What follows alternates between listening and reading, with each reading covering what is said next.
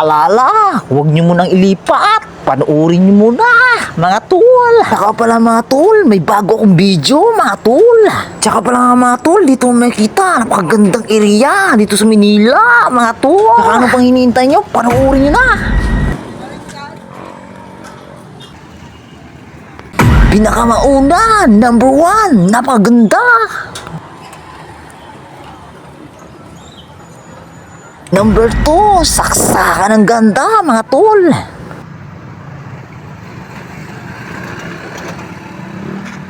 Number 3, saksakan talaga, napakaganda. Number 4, wala na talaga akong masabi. Maganda talaga, maganda.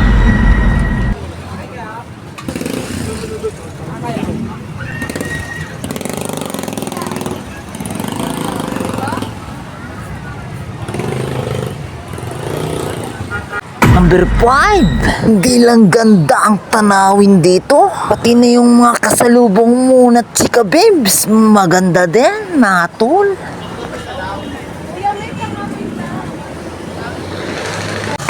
Number 6, samahan nyo muna ako tol. Kutin natin kung gaanong kalawak na area na to, mga tol.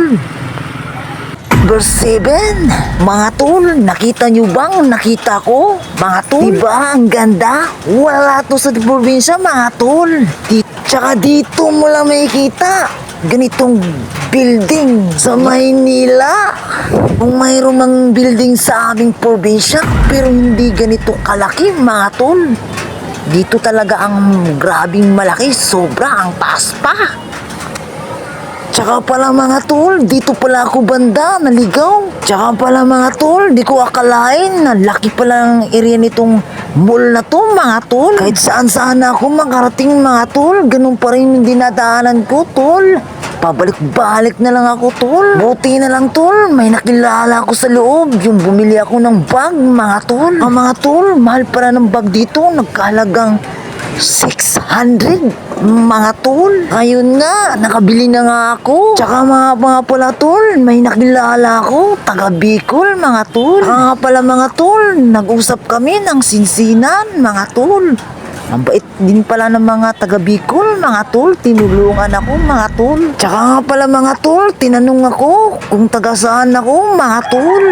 Tsaka ang sabi ko, Tondo, Arpapa. Yun lang sinabi ko sa kanya, mga tol. Tsaka pala mga tol, nagpasalamat ako sa kanya. Kung di dahil sa kanya, hindi ako makauwi, mga tol.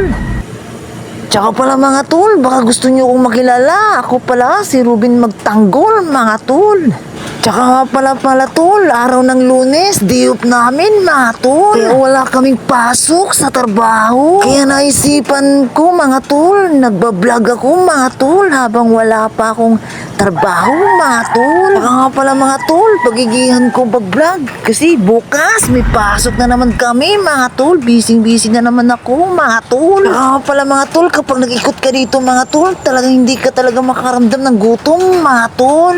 Bawat palibot na tinitignan mo, mga tol, talagang napakaganda, grabe.